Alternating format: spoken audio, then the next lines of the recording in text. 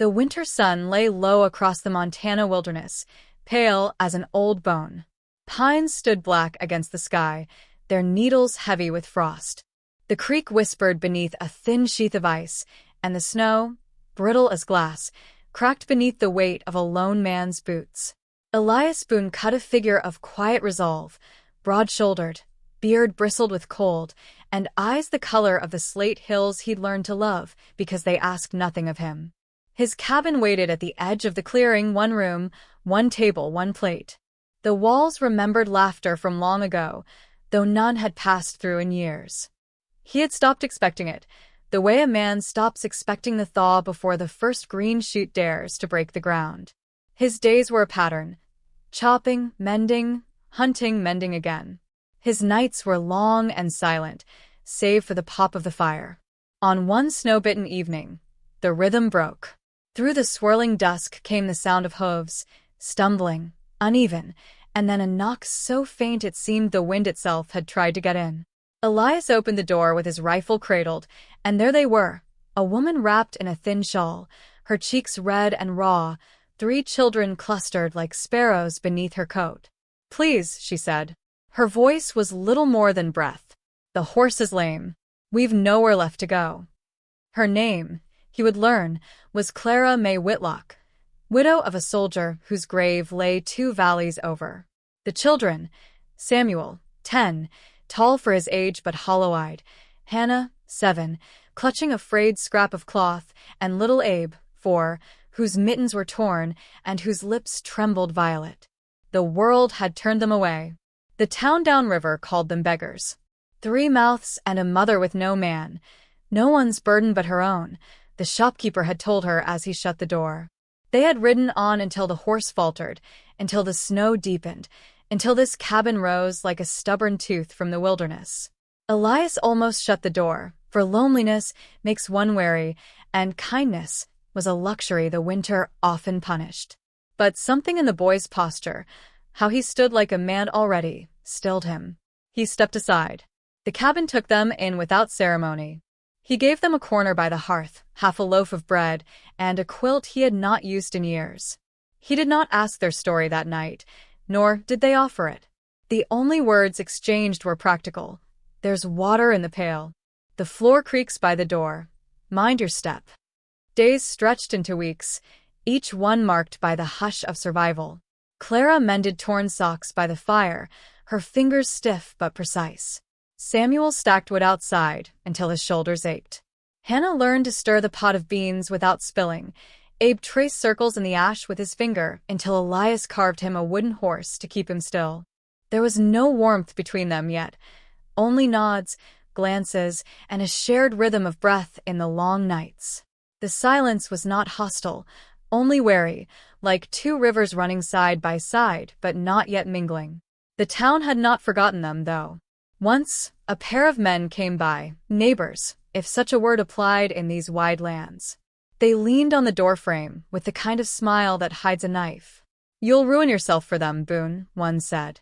"Strays don't bring luck. Folks are saying you've gone soft." Elias did not answer. He let the door close slow, steady as a tree bending in the wind. But Clara heard them. Their words clung to her like burrs. That night, when the fire was low, she rose quietly, gathered the children's mittens, folded the quilt. Shame burned in her cheeks, shame for being taken in, for letting her children eat bread that was not theirs, for the way the world saw her as a burden before a woman. She meant to leave before dawn.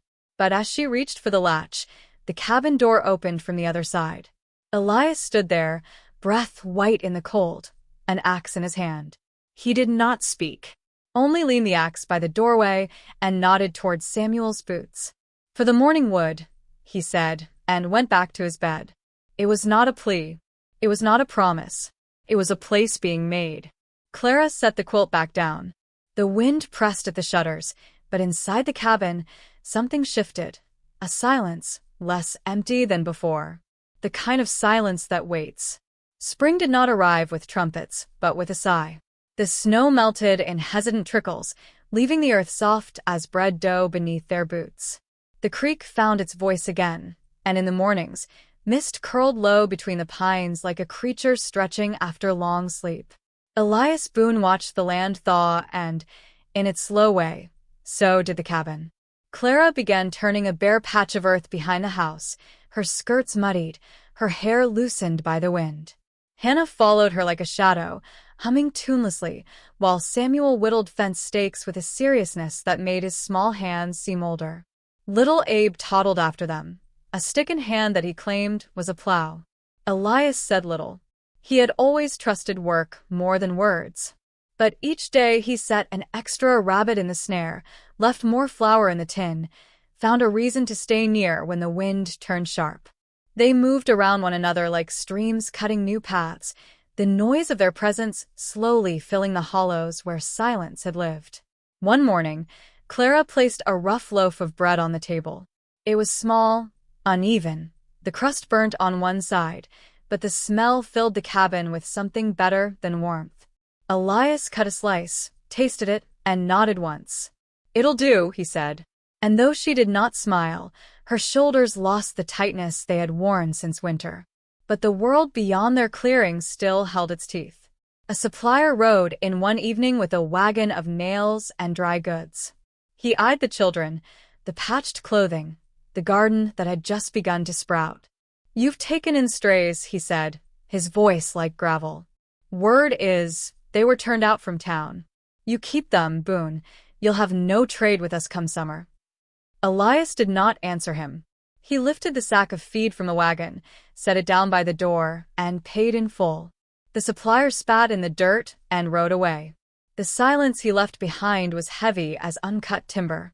That night, a storm clawed the mountains. Wind rattled the shutters like angry hands.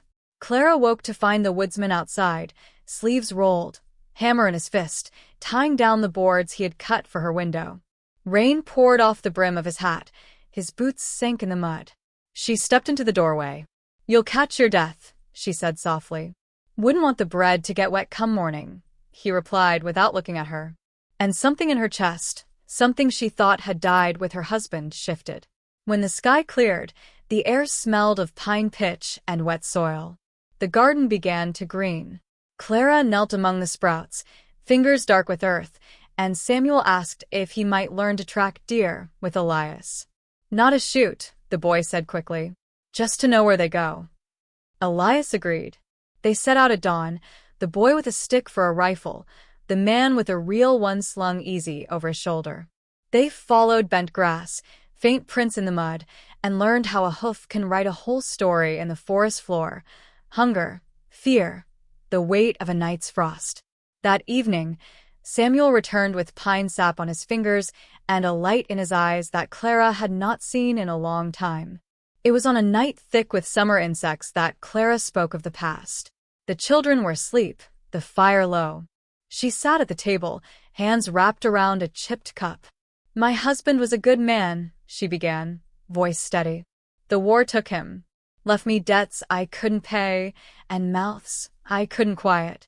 Folks in town said I should find another man quick, but I wanted to stand on my own feet a while. Seems the world doesn't much like a woman standing alone." Elias did not offer pity. He only listened. His hands, rough from axe and rope, rested on the table like stones in a riverbed. When she finished, he nodded. "World's quick to talk," he said. "Quicker than it is to help." She let out a breath she hadn't realized she'd been holding. The fire popped. Somewhere outside, a nightjar called.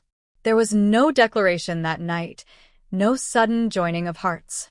Only the quiet acknowledgement of two people who had been broken in different ways, sharing the same roof, the same work, the same stretch of stars. And in that quiet, something was growing. Not loud, not hurried. Like the first green shoot pushing up through the thawed earth, it asked for nothing more than time. Summer came dry and brittle as old parchment. The pines whispered of thirst, and the creek ran low enough that minnows darted in shallow pockets like scattered coins. The days stretched long. The nights held a nervous stillness. Elias Boone watched the sky with the wariness of a man who knew what heat and wind could conspire to do. It began with a rumble far off in the mountains, a thunderstorm that never reached their clearing but left its mark in lightning. By dawn, the horizon to the west glowed faintly, like a coal held under a sheet. "Smoke.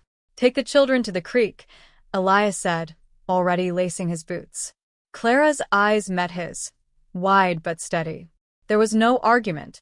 She roused Samuel, Hannah, and Abe, their faces pale as the ash that drifted on the breeze. The fire came fast, a hungry line snapping through the dry underbrush. Sparks leapt tree to tree, and the air filled with the crackle of pine resin bursting like gunfire. Elias felled trees to make a break, his axe rising and falling until the handles slicked with sweat and pitch. His lungs burned with the bitter smoke, but he did not stop.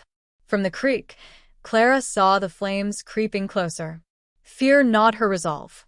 The townsfolk had said, "A woman like her brings ruin." But ruin was already here, and this man was standing against it alone. She plunged into the smoke with a bucket in each hand. Together, they carved a line between cabin and forest, he with the axe, she with water that hissed and turned to steam on the blackened soil.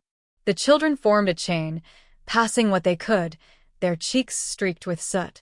Hours bled into evening, and the wind, at last, turned away. The cabin stood, singed at the eaves, but standing. For 2 days, the sky rained ash. The town rode up the trail then, faces drawn, bringing tools and hands not out of kindness, but because the fire threatened them all. Yet they found the cabin spared, the garden damp, the widow and the woodsman standing shoulder to shoulder. "Didn't reckon you'd manage," one neighbor muttered, shifting his hat. Samuel heard him and stepped forward. "He's not just the woodsman," the boy said. "He's our woodsman." The word struck something deep in Elias. He had lived years without belonging to anyone, or letting anyone belong to him. But there it was, said not as plea, nor demand, but truth. Rebuilding took weeks. The burned trees became split rails for a sturdier fence. The garden, charred at its edges, sprouted again with stubborn green. Clara stitched new curtains from old flour sacks, and the cabin began to smell once more of bread, this time not burnt, but rich and warm. One evening, when the light went honey gold through the pines, Elias set an extra chair at the table. Not because hunger demanded it, but because the silence no longer did. Samuel handed him the salt without being asked. Hannah laughed at something Abe spilled, and Clara, quiet, watchful Clara, caught his eye and did not look away. There was no ceremony, no vows spoken aloud. The change came like the seasons had, slow, certain, undeniable. The children began to call him Pa without asking, and he answered without correcting them. By autumn, the forest had healed enough to lay down a carpet of gold. Smoke curled from the chimney once more, not the acrid scent of survival, but the soft curl of a home lived in. Clara stood at the window, sleeves rolled, kneading dough as the evening settled. Elias stepped in from the yard, the scent of pine pitch still on him, and for the first time in years, he paused at the threshold not to remove his boots, but to listen. Laughter. Thin, sweet, unguarded. His cabin had not heard it in a long, long while. The narrator's voice, like a worn fiddle string, closes over the scene. Some families are born from blood, others from shared hunger, from winters endured, from hands offered when the world turned cold. Elias Boone had built his cabin with logs and nails, but it was a widow's courage and 3 children's hunger that made it a home.